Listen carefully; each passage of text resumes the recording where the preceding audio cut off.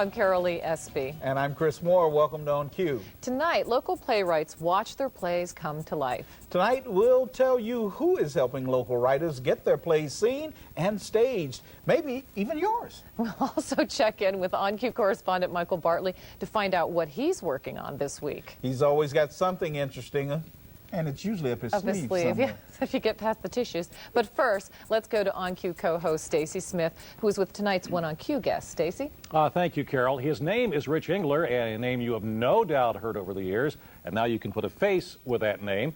Welcome. Thank you.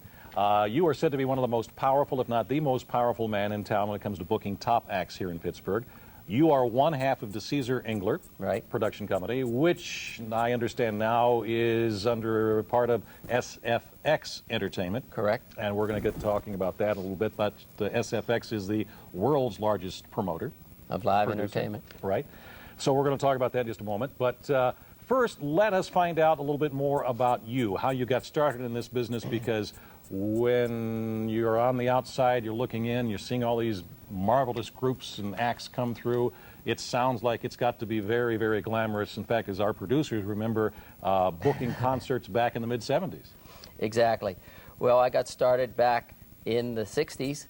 I was going to college at Youngstown University and CMU, and I started to book bands locally. At the schools? At schools, high schools, wherever. And my business started growing. I was also in a band at that time, so my band was playing, and I had a corral of about 50 local bands around Pittsburgh. The union called one day and said, "Hey, you have to get a license, you have to get into business." I said, "Well, I'm a musician." They go, "Well, either or." Either or. So I decided I'll start a business. So I opened up on Walnut Street in Shadyside in 1969. Well, I want to get to the glamorous part in just a moment, but how do you make money as a promoter? Well, it used to be easier. The profit margins in the 70s, late 60s, 70s, even early 80s were a lot more lucrative than it is now.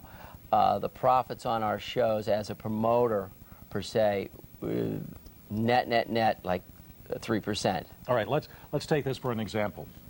Chris Moore is this fabulous blues singer. You know you can pack the Civic Arena with Chris Moore. How do you do it? What goes on?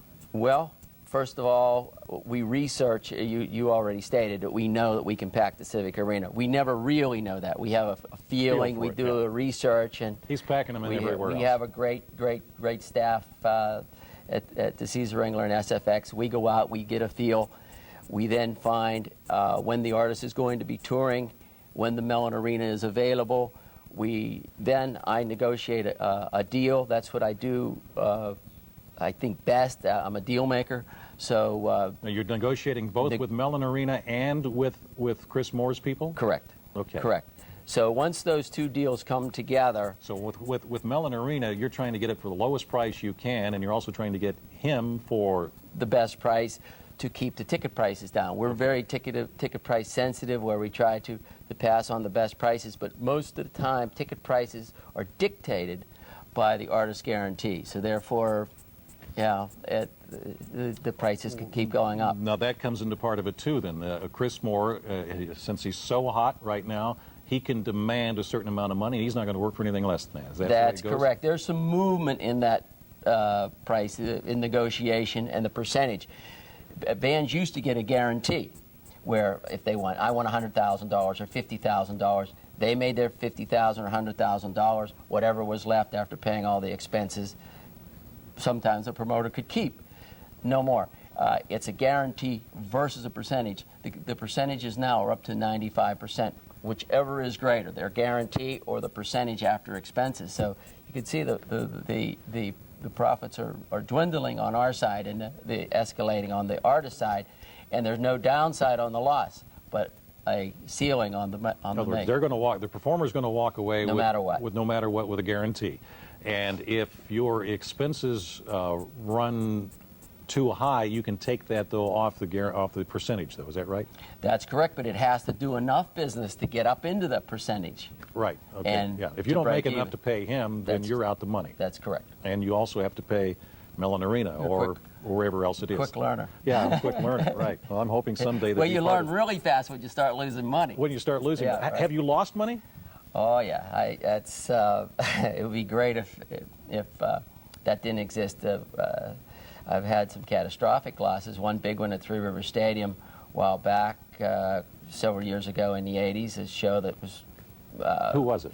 It was actually Van Halen and a conglomerate of other acts, but it was called the Monsters of Rock. It wasn't a bad show, but it was expensive, and in order to make money at Three River Stadium, you need to do like 40-some thousand people before you actually start going into a profit center. So it did like 32,000 people, and it was bad. The bands, there's probably not a business also out there. There's probably a few where actually the band stepped up the next day. We received a great check back from Van Halen, a great check back from, I think, Metallica at the time, and we didn't get to be whole, but because they realized they didn't pack it. They didn't want to hurt everybody that promotes them and did promote them in their early days. That's another thing. We start early with bands. I mean, we paid like a Bruce Springsteen $2,500, and the last time we might have paid him $1.5 million. So Billy Joel, same kind of thing. We started, we nurtured these bands from the beginning. All right. Now, when you talk about I don't want to spend too much on the business side of this thing, but that's what you really do. It is a business for you. When the acts come in themselves with their roadies and all of when you pay their entourage, that's a good word. When you pay them, they're paying all those people and not you, or are you forced with their costs? No, we pay the guarantee to the artist. They take care of all their airfares and per diems and day-to-day. What about the stage setup and all of that? Stage setup is ours. So like if we do like a Dave Matthews at Three River Stadium, which we had this year, we pay the stage hands cost, the grounds crew cost, the stage rental, the up and down, the entire production, the catering. I mean, the catering on a show like that could be $50,000. Well, I want to get into the catering and some other aspects of this That's thing in always just a moment. fun. Oh, it would be interesting to find out who wanted what and where. I wish I owned a restaurant. Oh, I bet that's so. Is it glamorous? It is. Day to day, I wake up every morning and I have a burning desire for this business. I love the business. I love to go to work in the morning. There's been some down times where the business hasn't been good. Late 80s, 90s, it looked like our business was really starting to fall off, and then 94, it came back to be the biggest year of our career, where we had 4 stadium shows, and just the business really has erupted. This year with all these new bands like NSYNC and 98 Degrees and Backstreet Boys and Christina Aguilera and Britney Spears, it just created a whole new generation of kids out there that love this stuff. It will go on, and they're not going to follow those bands forever. They like them now, but they'll be into other things. That's our audience of the future. But that's good business for you. That's the best. That's the best business for you. All right, well, we're going to continue with this discussion. We have a little bit of a look of what a day in your life may look like also coming up. You've been around, as we mentioned, probably also some of the more scandalous groups and bands, whatever, known for their bad behavior on a time. And good. Yeah, you get that, too. Good. You, no doubt, have been asked this from time to time, and of course our motto here on Cue, if it hasn't been on Cue, then it hasn't been done anywhere. So we are going to take a 45-second break, and when we come back, we will ask Rich Engler about some of the wilder stories he has from behind the scenes, and later on Cue, also local playwrights. You can watch their dreams come true as their plays come to life on stage. Yours could be one, too. Right now, though, look ahead to tomorrow on Cue.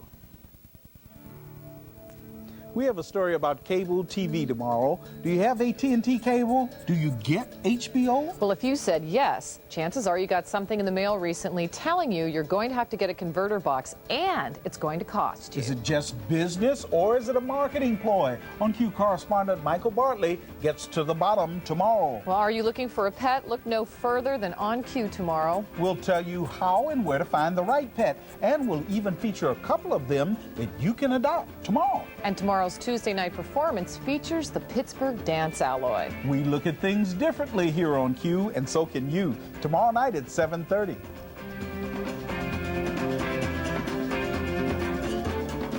Welcome back to On Q, as if you've gone anywhere. But our guest right now is Rich Engler of DeCesar Engler, also SFX. Now, part of your promotion also is down at the Icy Light Amphitheater, if I'm not mistaken. Yeah. We created that 15 years ago, and it was a niche location in the market that needed to be filled. The trend was outdoors, and there we are. Well, we sent a camera down there on Friday, as you well know, to catch you in action on an event you're working on. Can you tell us, for Halloween, can you tell us? Different kind of action. We do everything from Lord of the Dance and Liza Minnelli and Johnny Mathis to Billy Joel, Elton John, and all these great things. But there's also a void at certain times of the year, and I'm very proud of this event. I created this 8 years ago, where I wanted to come up with a family value of where you could come rather than get to the location, go to a Halloween event, and then you're back in the car 50 minutes. You can stay an hour, 2 hours for one price. You enjoy everything except food and beverages. So this is a Halloween event? It's called Fright Fest. It's Super Farmer Fright Fest. It's 3 hauntings that you walk through, thrill rides, amusement rides, sideshows, a fire breather. Man walks on glass, and these people come to us. You don't have, after you get going, they seek walking you on out. glass is nothing like what we have to do here sometimes. Anyway, let's let's take a look at Bed of nails, maybe. Maybe even bed of nails. Let's take a look at what took place last Friday evening. 9 years ago, I think this is our 8th or 9th year. No, it has to be a swing band, and it's developed into a great, fun event. The new attraction, we're introducing the 3D Clown Asylum this year. Everybody gets a pair when they go in, and crazy things happen in there. There we go. We have a whole series of these animatronic kind of things here. For Tina Turner and Joe Cocker for tomorrow night at the arena. Want to make... Oh, jeez. Thing came to life.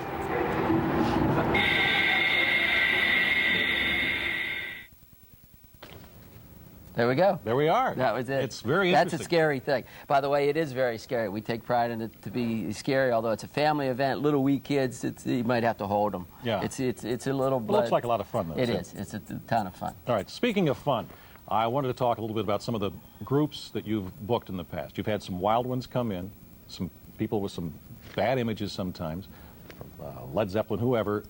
Tell us a little bit about some of the wilder groups that you had come in. Well, real quick one. I forget what year. It's a ZZ Top Worldwide Texas Tour with Aerosmith as the opening act. They were both, but they were headliners. And Ed Traviseri has been with me. He's probably watching. He's been with me for 25 plus years. And at the time, Ed had to go out and rent these Winnebagos for backstage dressing rooms for Aerosmith. Anyway, there was a snafu in the show. Aerosmith got all mad. I see Ed, he's coming over to running with the fear of the devil in his eye.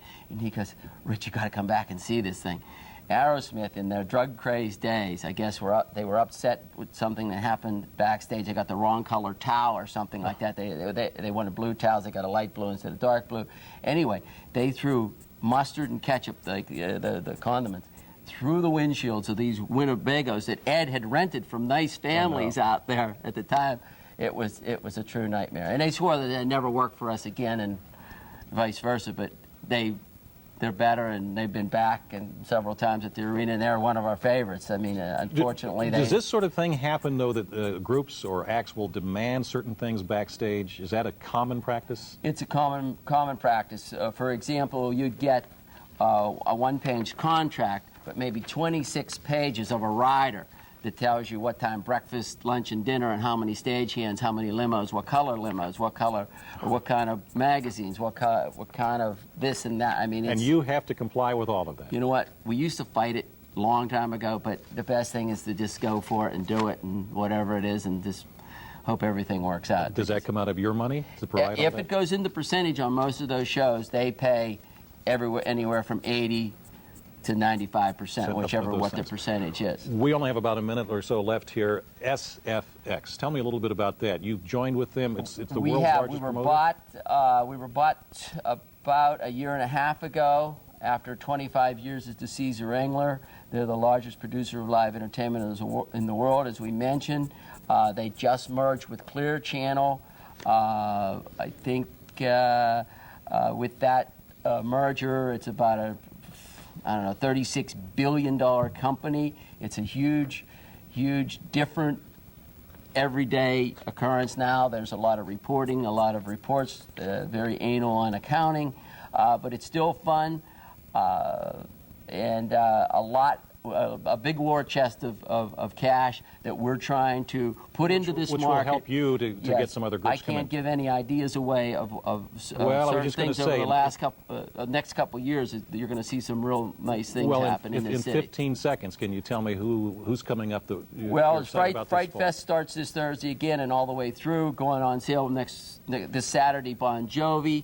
Going on sale this weekend, the Bare Naked Ladies. Well, by the way, it's a nice show. Yeah. It just sounds interesting. Sounds nice which way you look at it, yeah. And we have Andy Williams' Christmas show, working on the Beach Boys Christmas show, the Mannheim Steamroller Christmas show, and those are all going to be announced with dates and times. So looking forward to a great fall and winter, and this has been a whole lot of fun. Rich, thank you so much for being with us. All right. Rich Engler, our next week, our One on Cue guest, is the man who helps your favorite local athletes get back on the field, Dr. Freddie Fu.